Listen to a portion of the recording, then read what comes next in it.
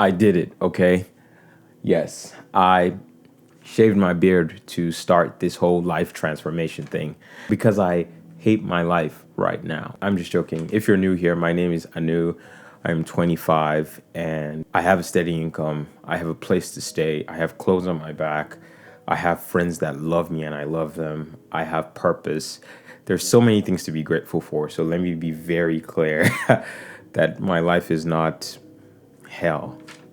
It's, to be honest, compared to other people, it's good. But I'm not content. I've looked at the past couple of months in my life and I've seen that I've slowly slid into mediocrity.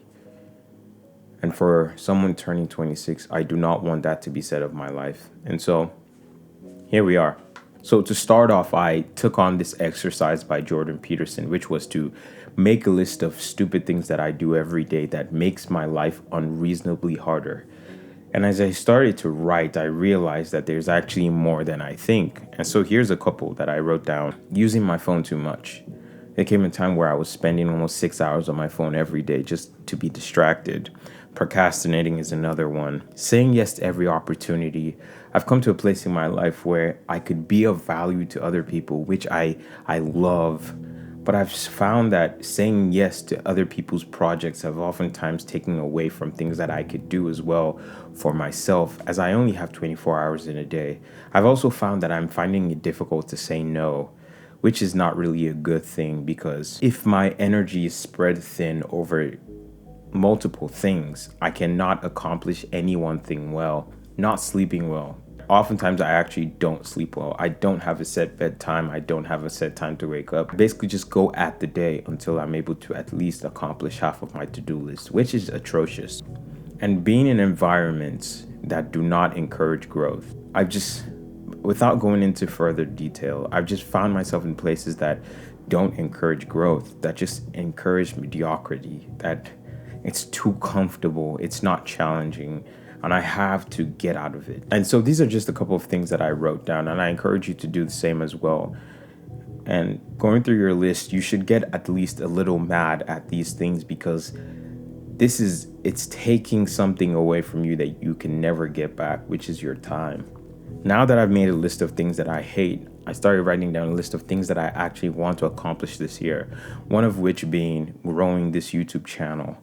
I plan on making this YouTube channel a space for me to express my creativity and document life's journey as a Christian and how the gospel affects my everyday decisions. Releasing 12 songs a year, as you all probably already know, I'm an artist and I'm a creative and an artist. And one of the things I definitely want to do is create more music that expresses God's breathtaking beauty. And it could be love songs, it could be songs about sorrow, pain, but are heavily influenced by the gospel. I do also want to cultivate and nurture a relationship leading to marriage. I think last year was definitely a year of discovery, and I really want to be intentional about making space for a relationship like that. And number 4 thing out of like many is growing our clothing brand. If you don't know, I'm one of the founders of a clothing brand called Scary But Beautiful. It is a clothing brand for the people who have wrestled with the Lord. So people who are not afraid to wear their scars on their clothing. People who want to express where they've been through the items and the garments that we make. And so it's been really challenging over the past couple of months because I've been spread so thin, and I want to make sure that I can put my best into it this year and scale the business up. I can't lie to you and say I'm not scared. Even before I shaved my beard, I almost backed down, and it got me really angry because I was like, man, are you really a punk? You said you were going to do something and you're considering backing down. So I do have some fear. One of the things is I have a fear of being successful because I know I could be a very prideful person, and there is no other way to be more prideful than actually to have something going for you. I'm also scared of idolatry.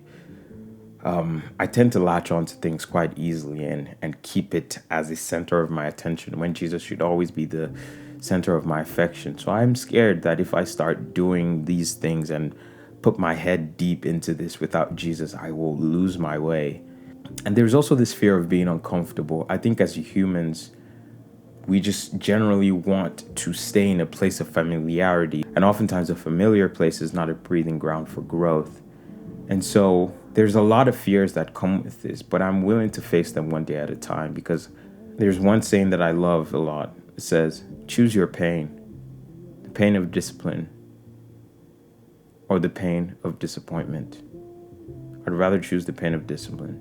Before I end this, I want to be very clear that I don't think I can change my life in a day or even a month, but I know that I can pick up habits that could, over a space of a year, change my life in a drastically different direction. So I encourage you to read this book as well, Atomic Habits, because it's really going to be the rubric at which I will be attempting to change the trajectory of my life. I really hope that you enjoy this video and consider subscribing, and you come along the journey as I figure out how the gospel changes a 25-year-old's life in Dallas, Texas. So, ladies and gentlemen, shall we? Oh, yes, we shall.